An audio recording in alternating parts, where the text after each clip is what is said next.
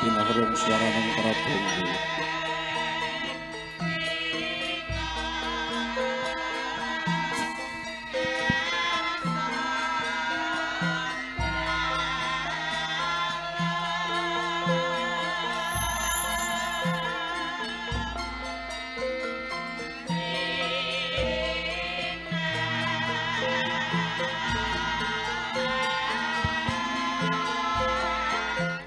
Ayo, tes. Amit Kalimantapit dumateng sagunge ngaji pinisepuh. Langkung-langkung dumateng priyagung ingkang mahambek dharma.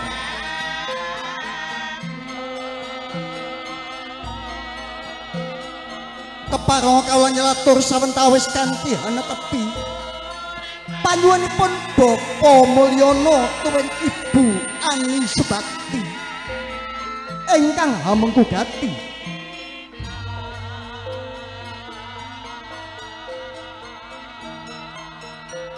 ing titilaksana supados ngawontenaken adicara panggih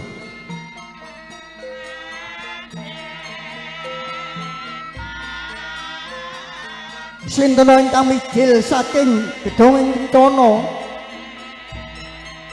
punika candraning Sang Suba Manggala ambayong punanganten kang Susila Kuspaning Ayu Dewi Nur Pelajar Wenyasih ingkang mijil saking Oladan Sumbersari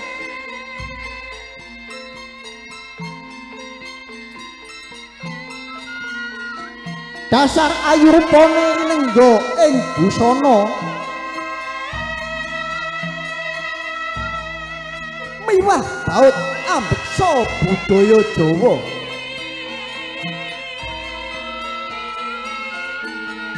lampahe Sang Suba Manggala ambayong punanganten saking gedhong ing Kencana ing pangajap minggah wonten papan pasangan kang wis sumadya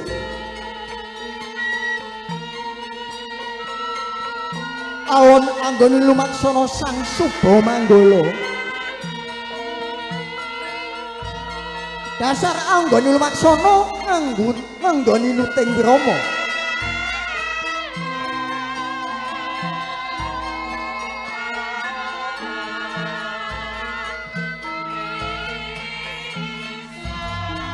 lampahe Sang Suba Manggala sinengkuyung pindha golek kencana ban-ban Senopati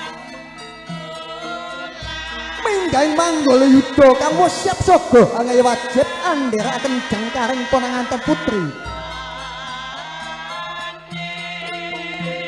kene ponanganten putri ngagem busana dodot ingkang mijil saking kraton Ngayogyakarta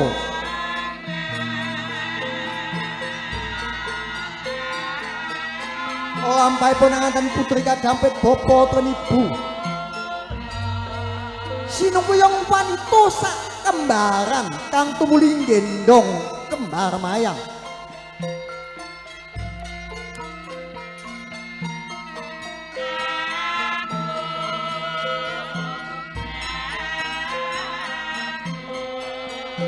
dasar kembar ayune kembar dedeg piadeke mung beda busanane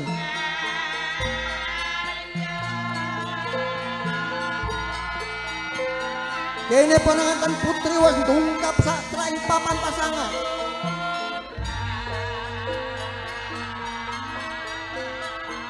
sidra jumeneng wonten ing papan pasangan kang wis madya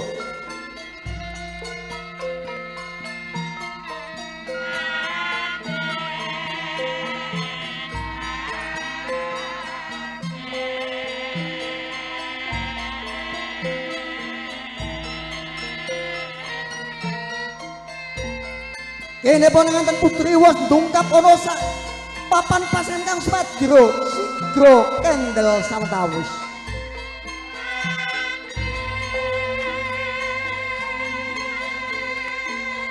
sinten ingkang jengkar saking damparing kencana ingkang mijil saking wisma punika candraning ponanganten kakung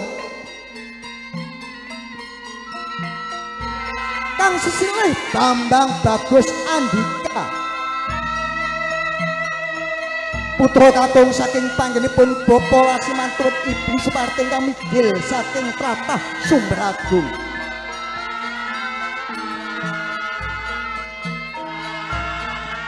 Lampai ponanganten dia waton kepenak dasar anggone lumaksana anggone nuting Rama.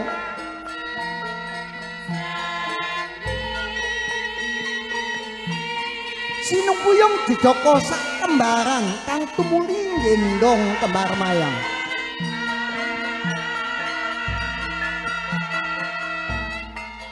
Dasar kembar baguse kembar dedek ya uga kembar busanane. Dasar durung ana sing duwe.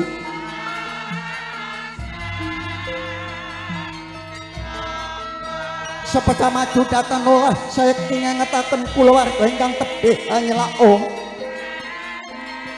Ingkang celak makato muga ngestreni tindakipun nganten munggah ring papan pasangan.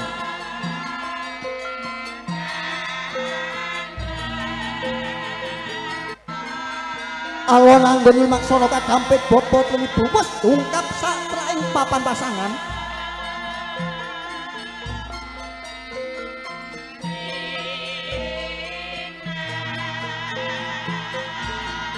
Ini ponanganten sarimbit sigra kendel sawentawis wis wonten ing papan pasangan kang wis madya.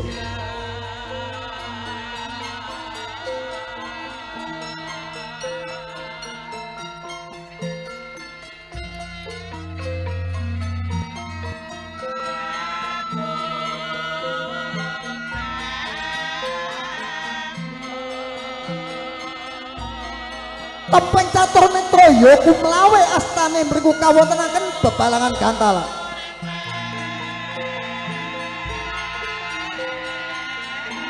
Napa to werdening Gantala? Gantalan kang ginawe suruh temoro setinali lawe putih babasan suruh sumurupa.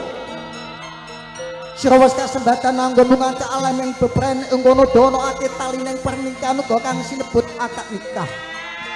Lawe putih pratandha kasucian sira wis kasembatan anggonmu ngacek alaming bebren aja ninggalake anggonmu manembah karo kang ginawe urip miturut kapercayaanmu dhewe-dhewe supaya anggonmu ngacek alaming bebren bisa nyekirake tekane bebendu nyedhakake budi kulawan rayu kabaros amanep.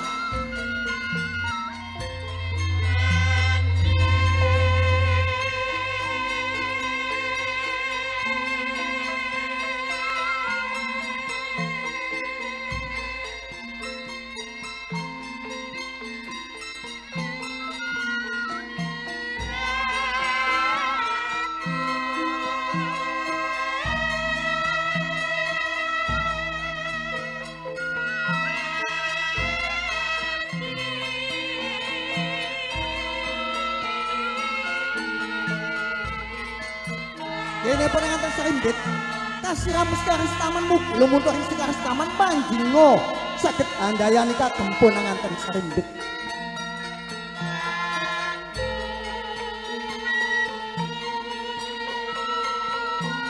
Paripurna anggenipun ngawonten kasiramus karis taman.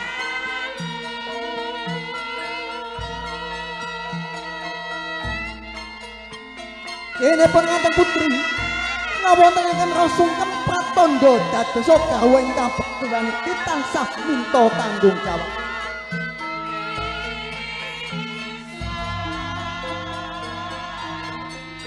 Paripurna anggenipun ngawontenaken rasungkem kabaros katumanem.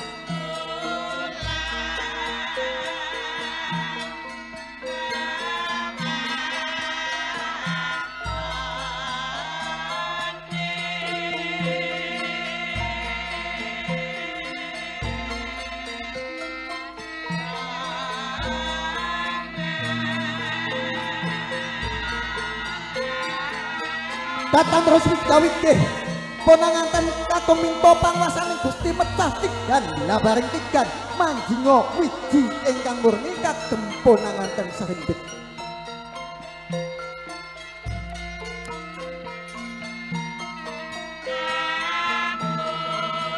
Paripurna mecahipun tigan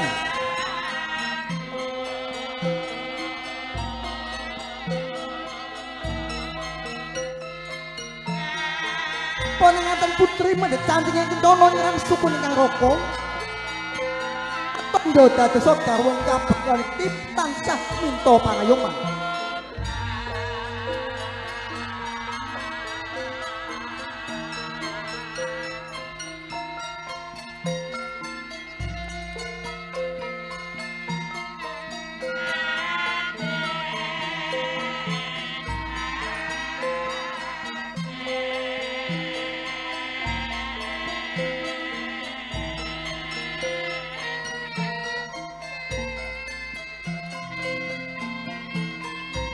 Paripurna anggen pun ngentas pituruh putra kekalih.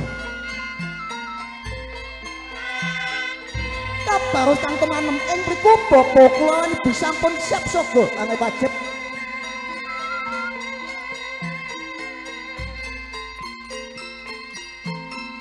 Anggen dong putra kekalih minggah pring sasana rinengga.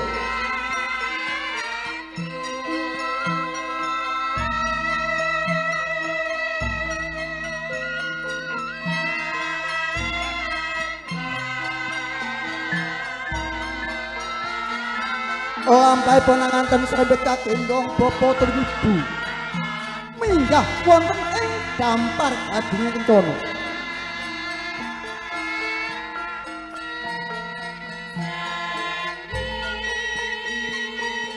Janggaring pananganten kaboyong sak suba manggala ingkang midil saking tlatah Sumbersari. Ingkang sesilih Puspaning Ayu Dewi Nur Pajar Wenasih dasar ayu rupane sembodo kang dadi pengawane dasari nenggo ing busana.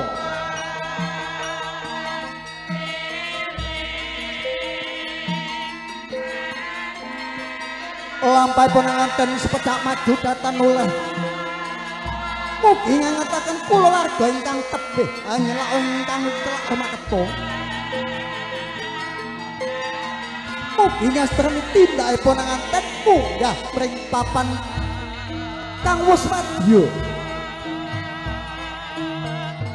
Alon anggon lumaksana pananganten dasar nggone nuting Rama minggah wonten ing papan pasangan kang wus madya.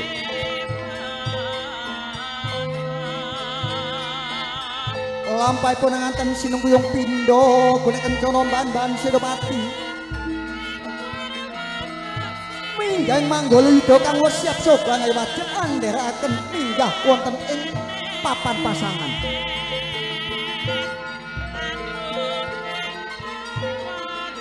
Lampai pananganten kabokong pring ibu sinungguyung bapa ngrespuh wonten panjenenganipun bapa Lasimandala Ibu Supardi. Minggah wonten ing dampar gading kencana.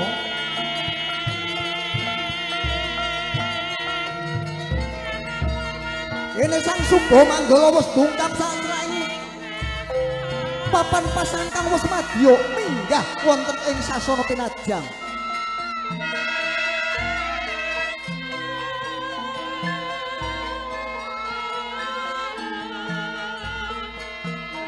Alon-alon anggel lumaksa minggah wonten ing dampar rinengga. Kalenggahaken jajar wonten ing papan pasangan kang wis madya lenggah wonten dampar gading kencana.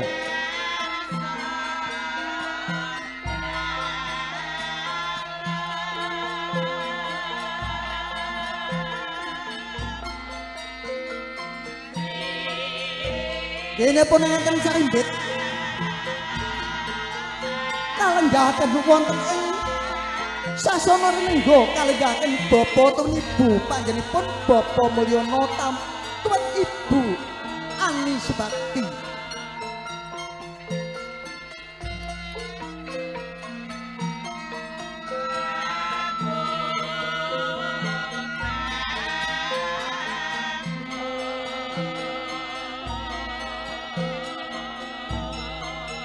Yer sira sakarone anak lanang lan anak wedok sira wis dungkap omong sasana kang rinengga.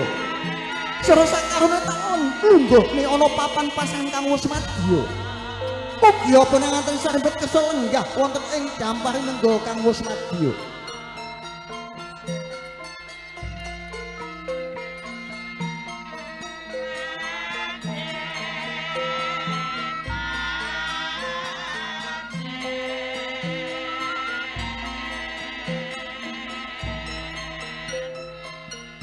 Kene pananganten serimbit sampun pineralenggah wonten ing sasana rinengga kalajengaken adi cara sungkem.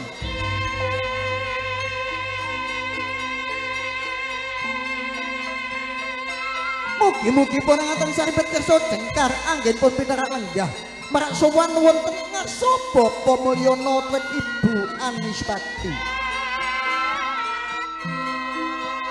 Amit kalimat abit kagem Bapa lan Ibu.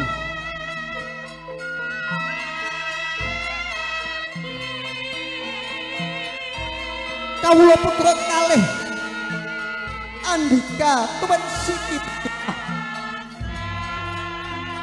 ngaturaken sembah sungkem mugi kunjuk wonten ngarsa Bapa Mulyana lan Ibu Anispati. So nyuwun tambahing pujiastuti mugi-mugi anggen kawula kanthi alami gesang bebrayan. Mugi saged mujudaken keluarga ingkang sejahtera. Ya yongger anak lanang sing bagus dhewe Andika. Lan anak wedok sing ayu dhewe Siti Fatimah.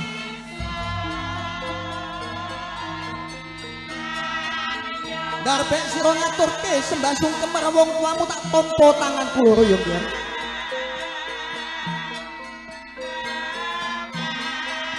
Puji astutine wong tuamu tampan ana.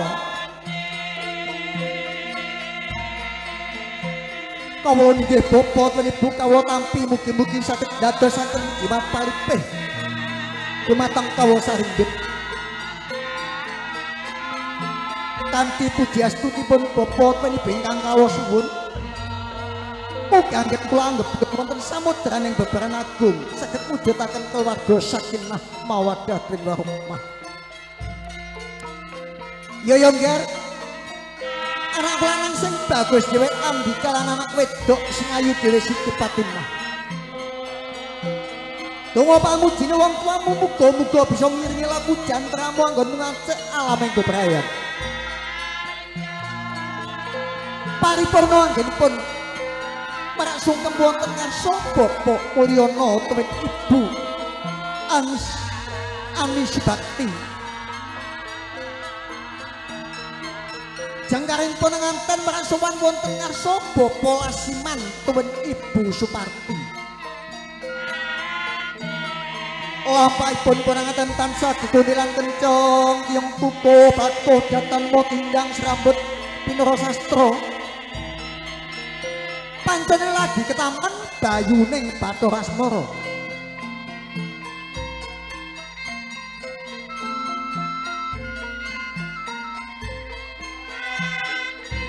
Amit kalimat abet kagem Bapa Lasiman Ibu Suparti.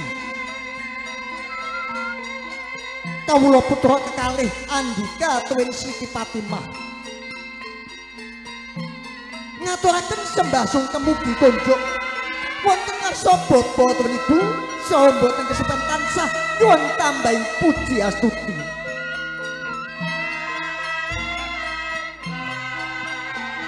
Ya yongger anak lanang sing bagus dhewe lan anak wedok sing ayu dhewe. Darbek sira ngaturke sembah sungkem marang wong tuamu tak tampa tangan kula ya nggih. Puji astutine wong tuamu tampan ana. Muga-muga bisa ngiringi lakumu anggonmu omah-omah. Bisa mujudake keluarga sakinah mawaddah lan warahmah.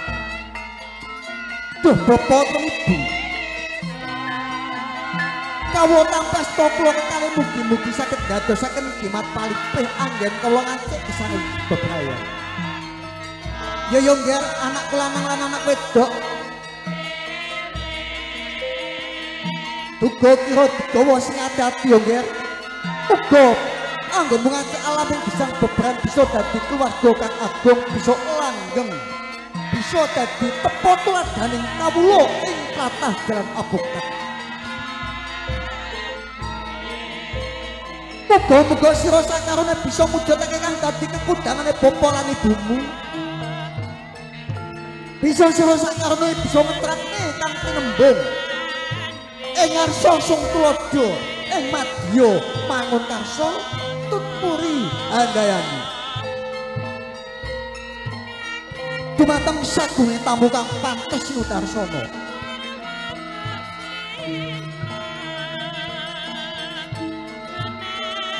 menika mekaten kanthi adicara panggih kanthi angajeng adicara sajipun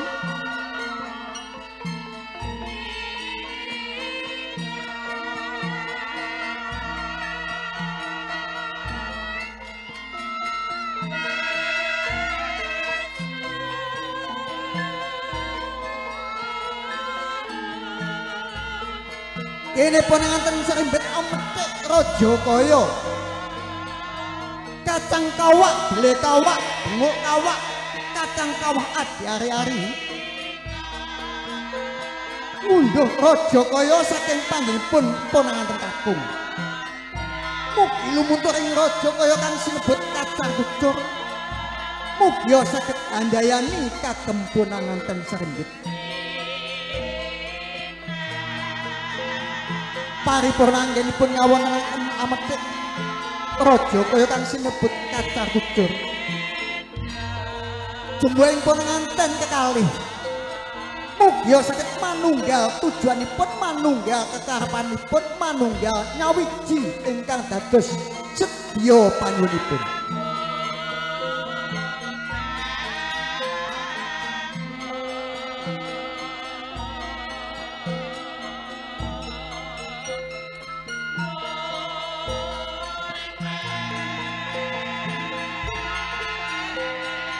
ini sang Suba Manggala ngaturaken dedhaharan kagem punanganten sarimbit ini punanganten sarimbit Kembul Budana dedhaharan ingkang sampun sumadya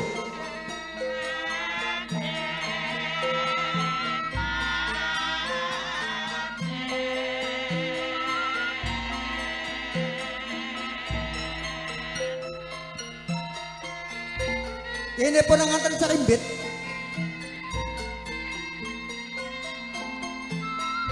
ngaturaken dedhaharan mugi dados kepotokaning kawula muda ing tlatah jalan kabukkat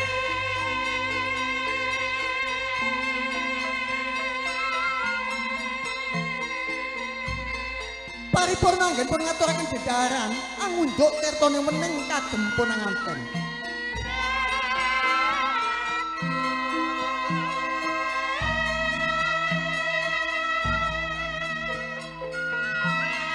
dumateng sagung tamu kang pantes Nudarsana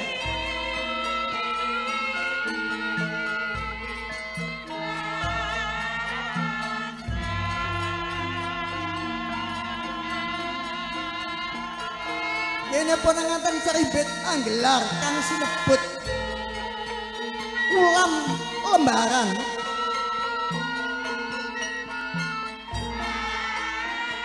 renenggoing para pangombyong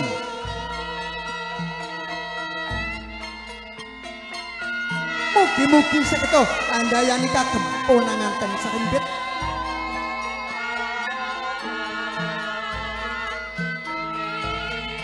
paripurna anggenipun anggelar ulam lembaran kagem punanganten sarimbit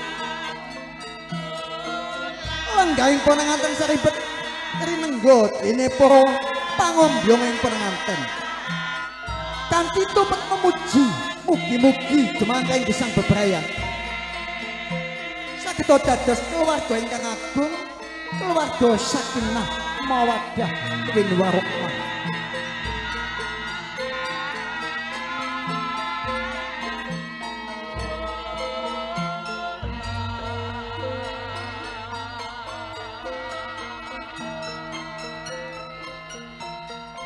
dumateng sagunging tamu ingkang satuhu kinabekten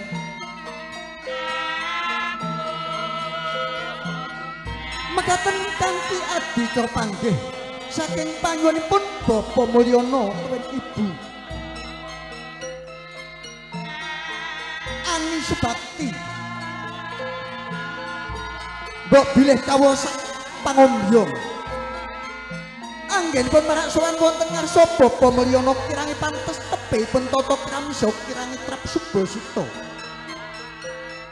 Mugi panjenenganipun Bapa Mulyana kembul segotra. Mugi kersa nglebaraken agunging panuwun dumateng kawula sak rombongan. Wasana kawula aturaken dumateng panjenenganipun wahana musik. Mugi paring lelipur dumateng para tamu sedayanipun.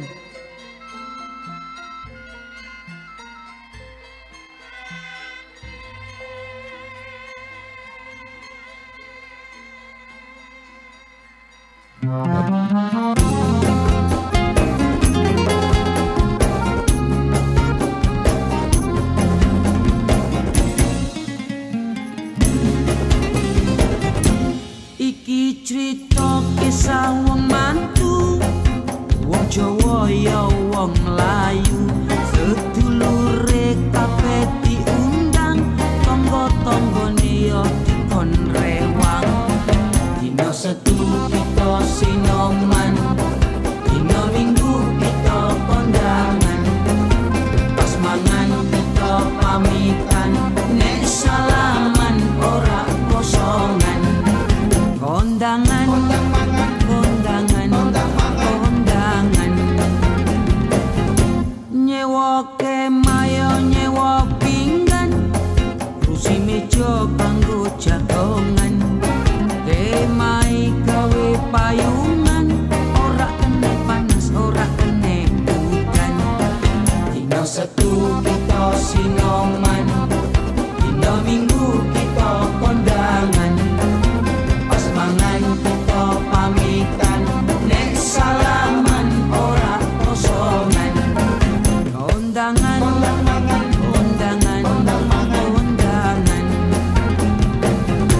Nek sinoman ngirisi bawang, rajangi kacang ngonceki kentang, ngirisi daging, ngirisi ayam, yuk masak nang jero wajan. Dina Setu kita sinoman, dina Minggu kita kondangan, pas mangan kita pamitan, nek salaman ora kosongan. Kondangan, kondangan, kondangan.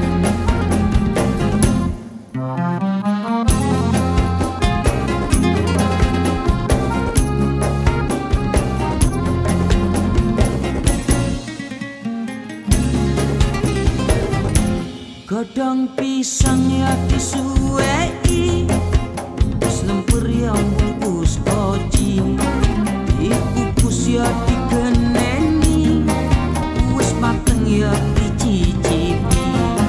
Dina Setu kita sinoman, dina Minggu kita kondangan, pas mangan kita pamitan, nek salaman ora kosongan. Kondangan, kondangan, kondangan. Nganten teko ya tengah hari, diarak ya dikompangi, nek mlaku ya ati-ati, sithik-sithik ya diganggari. Dina Setu kita sinoman, dina Minggu kita kondangan, kita pamitan, nek salaman ora kosongan. Kondangan, kondangan, kondangan. Dina Senin kira-kirahan, dina Selasa bayar sambutan, iki dina pamane mantu, taun ngarep oleh putu. Sing jumbuh karo swasana ngene.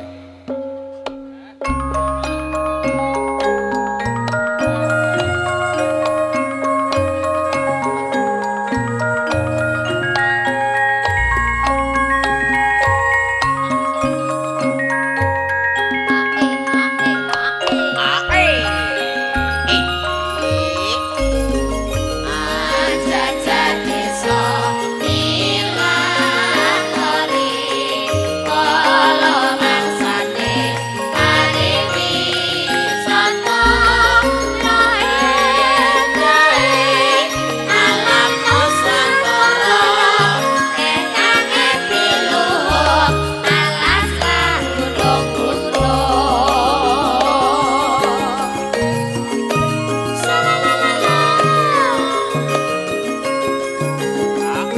Oke. Salah salah. Oke. Oke.